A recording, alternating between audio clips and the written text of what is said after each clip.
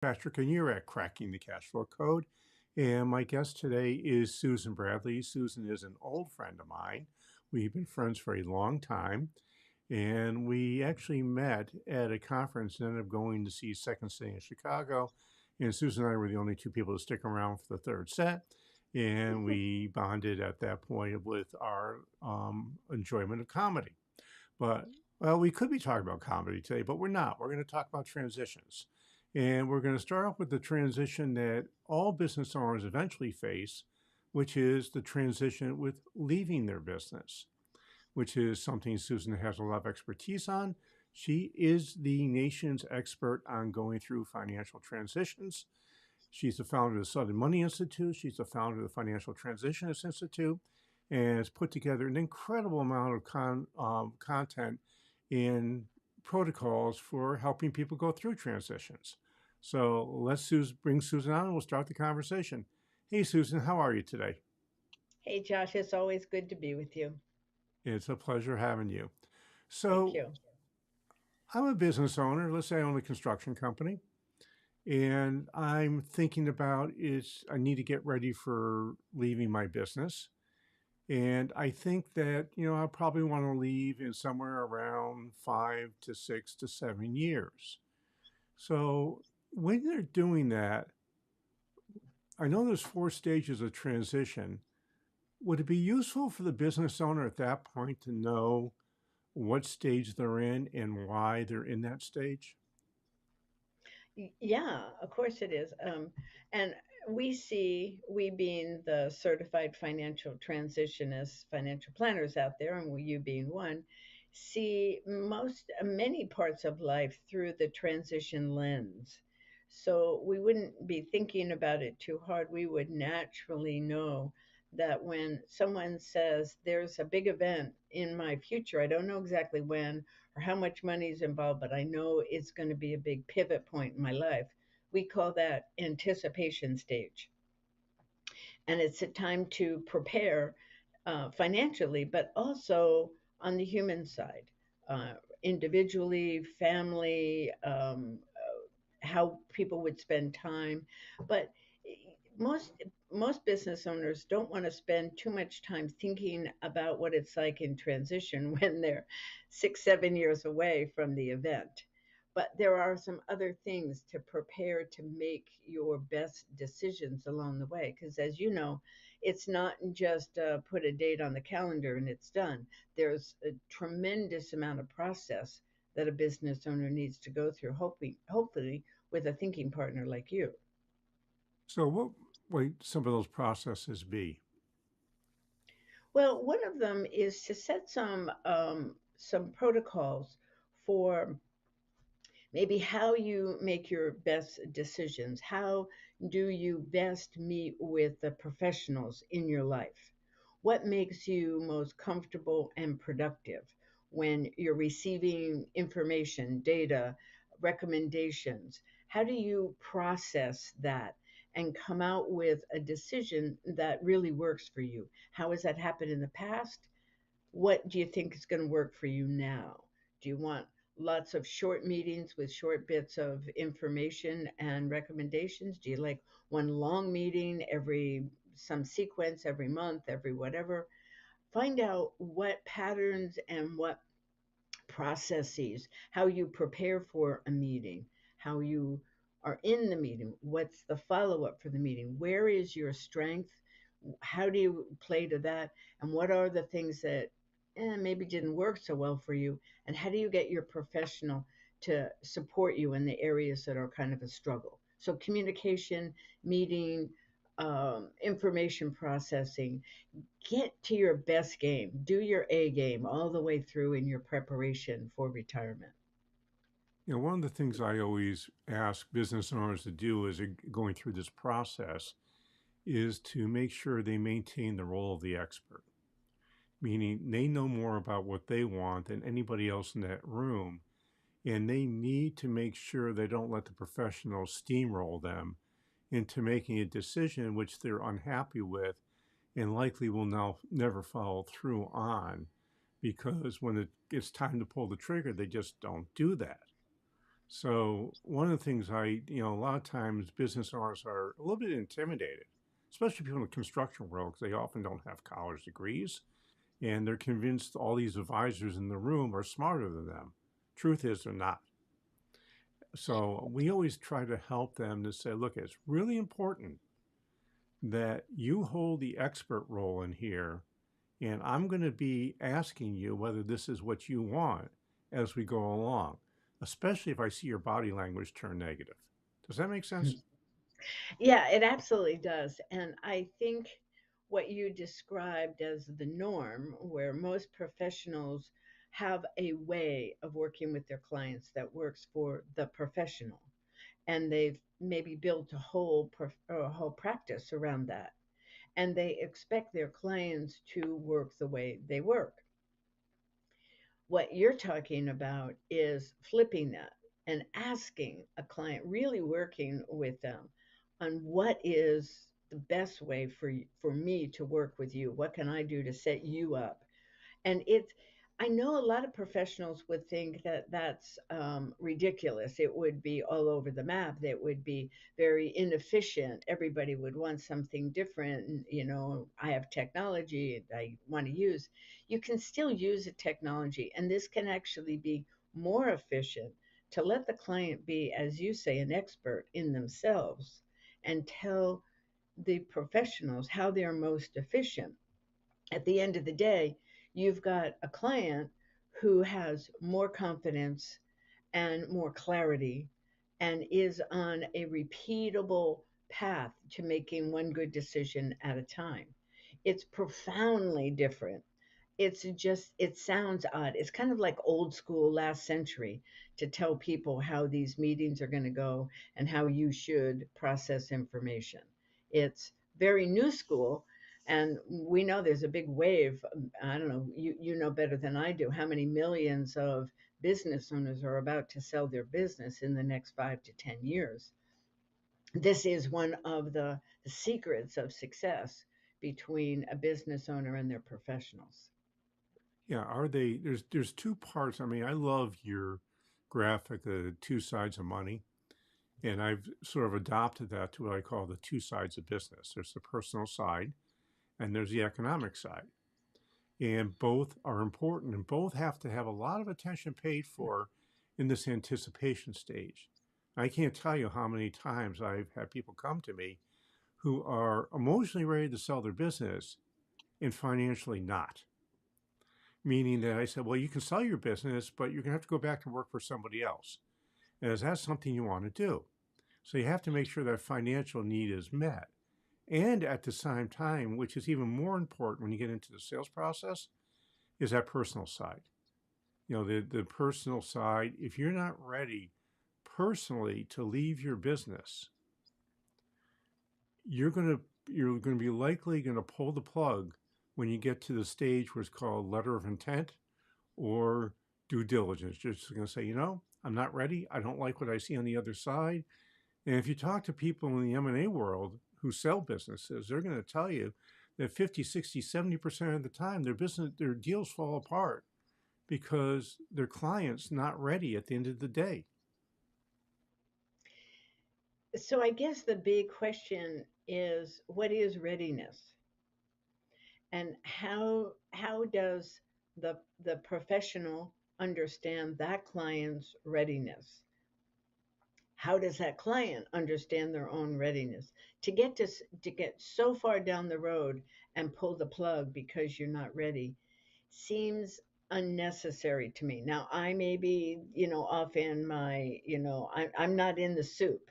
So I know that there are huge challenges, and I know that that's usually the toughest last 2 years of your business are some of the toughest for a business owner. And part of that, as you say, is emotional.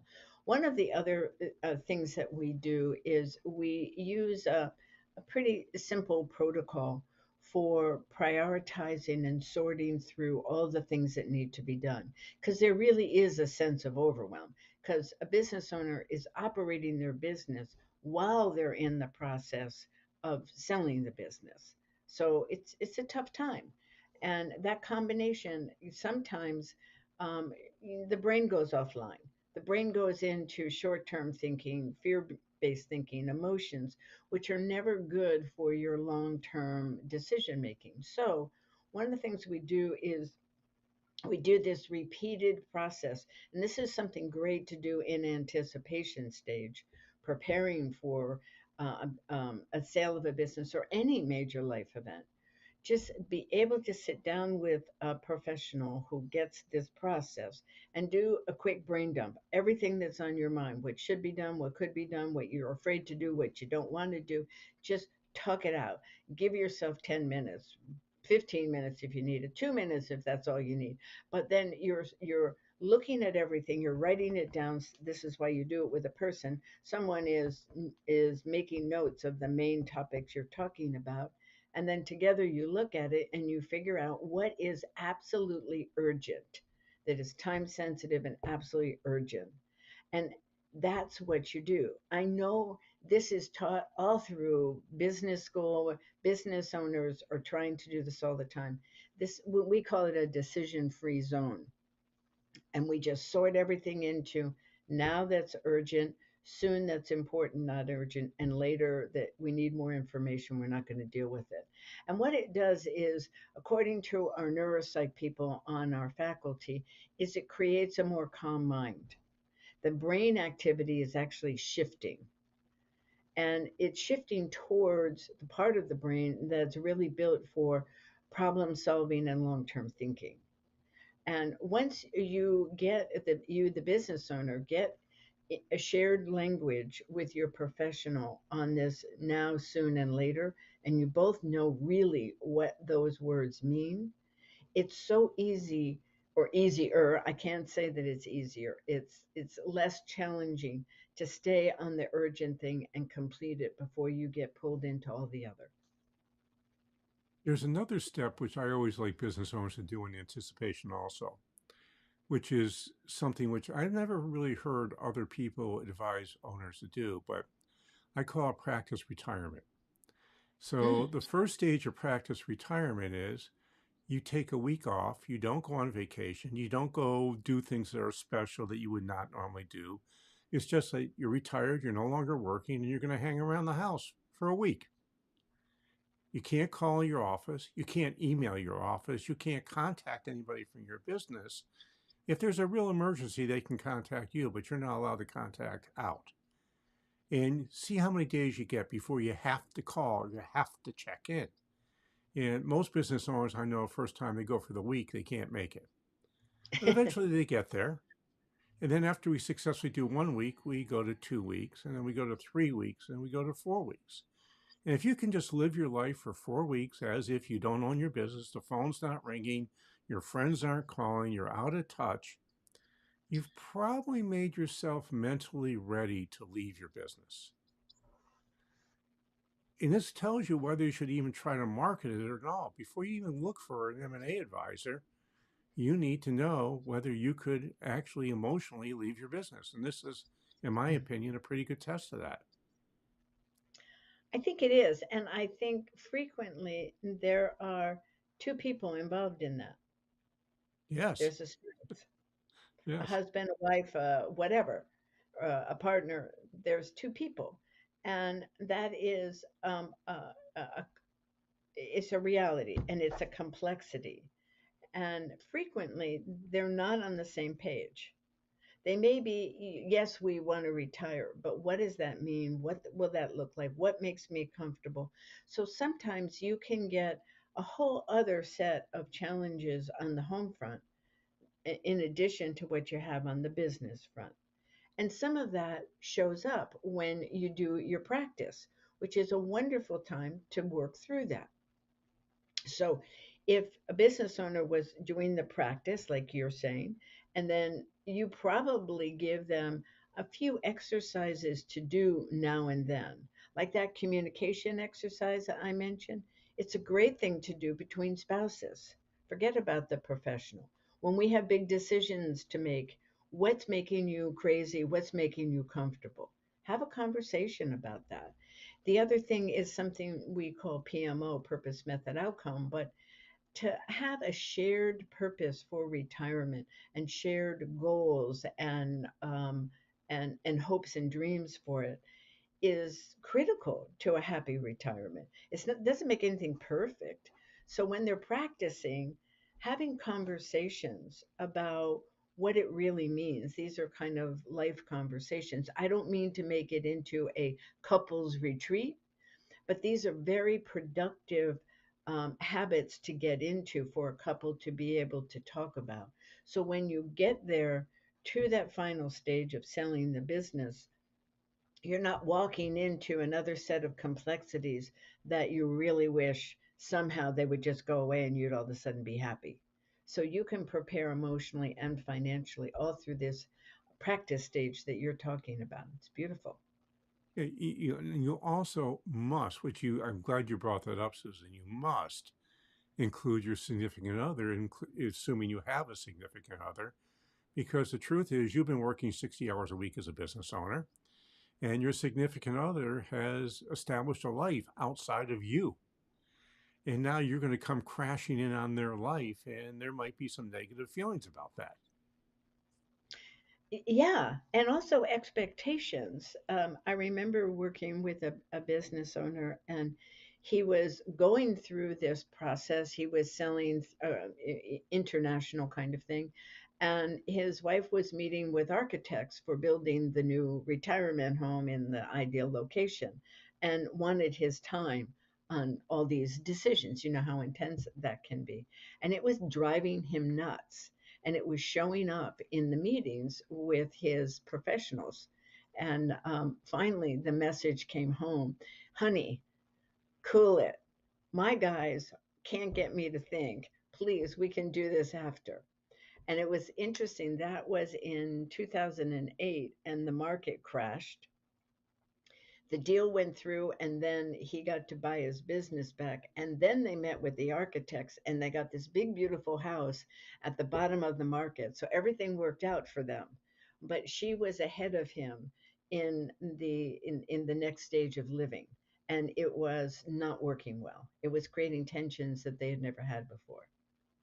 So, Susan, let's move to the next stage, which is ending. Now, if you get divorced, ending is a relatively fast thing. Well, it could go for years and years and years. If you lose your spouse, that definitely is something that, happens relatively quickly. When you retire from a job you've had for a long time, you may anticipate that, but the ending essentially is one day you leave the business. But for a business owner, ending is typically 6 months to a year because you have to go through the process of selling your business, which is the ending phase. So that's a little bit different. How would you recommend the person going through ending as a business owner with selling their business, knowing that it's sort of an indefinite future because you don't know what the date is until you really get right down to the end? That's right. Um, how would you handle that and keep your emotions under control? I think it's good to understand that you would want it to be a linear process, but frequently it's nonlinear. Things jump around and move. So you have to be ready for that. And so that's not wrong, it's just what is. And it's a matter of understanding your your end game. What is the goal here? What difference will it make if you get this right? So you have to have something like that that kind of helps your staying power, your resilience going through this. It's a time that calls on people to be their very best because these are big final decisions. Um, the decision free zone that I mentioned before is a great technique to use through that. So you're sorting and you're prioritizing. That helps with the nonlinear because what looked urgent and most important may change because circumstances change. So you go back to it when you know that you're getting overwhelmed with too much to do, not just decisions. Go back to the DFZ and just do the download, do the sort and prioritize, and then use your now, soon, and later sorting process. One of the things we ask people to do is I pre-frame them.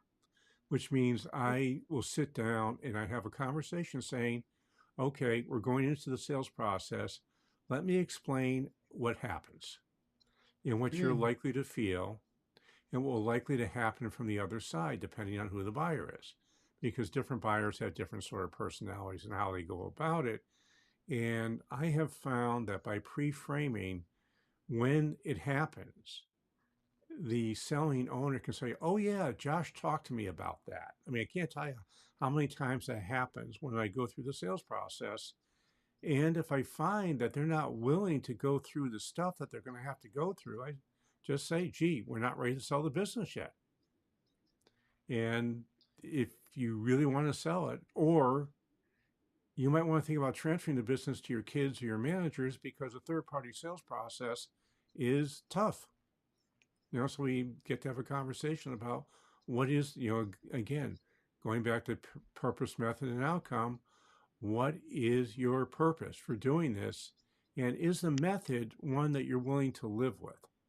And if you're not, well, we need to go to say, okay, well, we need a different outcome then, which is a different buyer in that particular case. Does that make sense?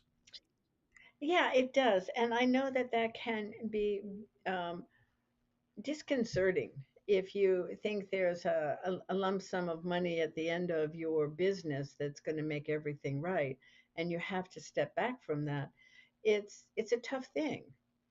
But using that method that you just talked about, the purpose, so if you know why you want to sell, and then you know that you hold that as most important, and what you just did is outlined a couple different methods. The outcome is to be freed from the day-to-day work, probably, and to be free to just go into whatever version of retirement you want to create. And so what you're talking about is method gets really sticky, and if you don't understand the purpose and the outcome, you can really get bogged down with the method and not make your best decisions. Yeah, we just have a couple of minutes left, Susan. I want to just take a little trip back because you just said something really important. The outcome for most business owners I talk to who want to leave their business, they want to change their relationship to the business.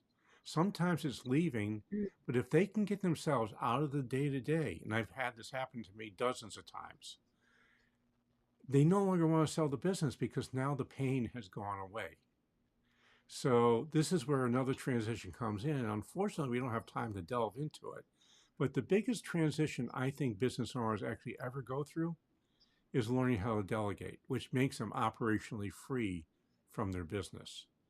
So we'll may have to have you come back and we'll talk about delegation as the major transition that business owners go through. And it's a really fun one and one that I don't think I've ever seen anybody do it right the first time, the second time, or even the 10th time. It just takes time and time and time in its practice and making those small adjustments. So, Susan, you have an annual conference coming up in November. When's it going to be? And I think you have a discount code for any financial advisors who might be listening. I know you're out there because I know you listen. This is a conference you really want to go to. So, Susan, how will they sign up? And I think you have a discount code for them. I do. It's in West Palm Beach, Florida, November 7, 8, and 9. It's our 22nd annual conference. And Josh, you will be one of our featured speakers. And there's a discount code FTI 2022. FTI stands for excuse me, financialtransitionist.com and the year 2022. And you can find more information at suddenmoney.com. There's a link right there on the homepage, and you'll get the details. We would look forward to seeing you, and feel free to use the discount code because you're coming in through Josh Patrick, the one and only, my longtime friend that is also a mentor. So we'd love to Well, see you there. So I have two things I'd like you to do, and this is 371st time I've asked you to do this. Go to wherever you're listening to this podcast, give us an honest rating and review, and while you're there, subscribe. Every Monday morning at 6 o'clock, we drop a new podcast episode. I've been doing it for about 7 years now, and Susan's will be live very soon. And the second thing is I do a weekly newsletter. I've been writing it for 40 years, not weekly, but I've been writing a newsletter for 40 years. Started with the mimeograph machine. For really old folks, you might remember what those are. For if you're in your 40s, you have no idea what I just talked about.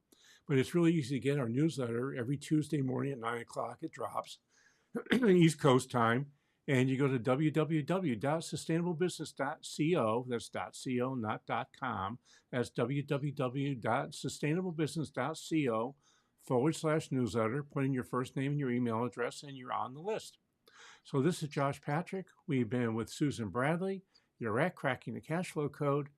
Thanks a lot for stopping by. I hope to see you back here really soon.